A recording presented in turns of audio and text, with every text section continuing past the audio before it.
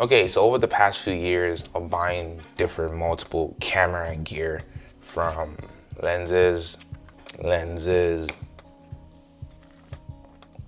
camera, to even headphones, there's three certain equipments that I've gotten so far that I wish I'd gotten it earlier.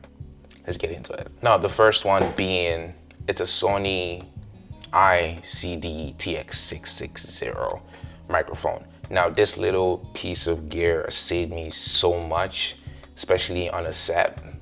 I was at a wedding in Italy when I was filming, and we had no DJ. It was an elopement, and this little piece of mic, it's so subtle that it can act like as a microphone. And this piece of mic just saved me so much, where I was able to get clean, crisp audio during the speeches when the parents were making a speech. I was very determined, driven, focused, caring, and a great big sister to Dylan. You are such an amazing, strong woman, and I'm so proud of you. And it's so little that it's very subtle. It's very small, it's good audio quality. I'm actually gonna switch it on and see is it on. And right now, I'm gonna go from this mic to this mic. So now this is from this, and I'm pretty positive it sounds pretty well.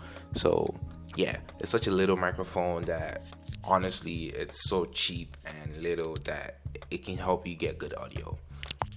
Now, the next piece of tool that I got and gear that really helped elevate my film and really just made filmmaking easier for me is this.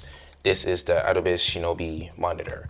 Now, it doesn't have to be exactly this, but having a monitor in my piece of gear has really helped me so much when it comes to framing, like framing my shot, having better composition, having better colors. Like, it's having a bigger screen compared to the little 3 or 4 inch, depends on where your camera is such a huge game changer. Being able to look at a scene with a bigger screen where you can see the minute details that you might miss in your monitor it's so good. So if you don't have one, you don't have a monitor, you need to get one. Some cameras, like with this, it allows you to be able to use waveforms, you have histograms, you have false color, which is pretty much the ability to see the different IRE scale and the color, and just helps you achieve perfect exposure in your shot. So if you don't have a monitor, I highly suggest you pick one up, because it can really help you elevate your films and just make your filmmaking process better. Now, the last one is technically not a filmmaking gear, but is this tiny little book. Like, as I said in my previous video, as a creative, you have a bunch of different ideas. Having just a little tiny notebook that you can take around with you, where if an idea pops in your head, you literally just pop it open and then just like, oh, this, like literally. Like, one of my favorite shots that I had to date, one of my favorite film was a spec project that I did with a friend of mine. She did Spotify, a Spotify spec ad. Pretty much just going through the city and just listening to music.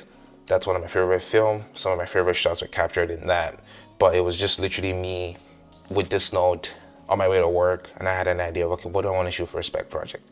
And I realized, oh, I was listening to music. Let me try shooting a spec project for Spotify. And then I just literally took my notebook and I just wrote that idea down right away so I don't forget. Because again, we think about so many things throughout the day.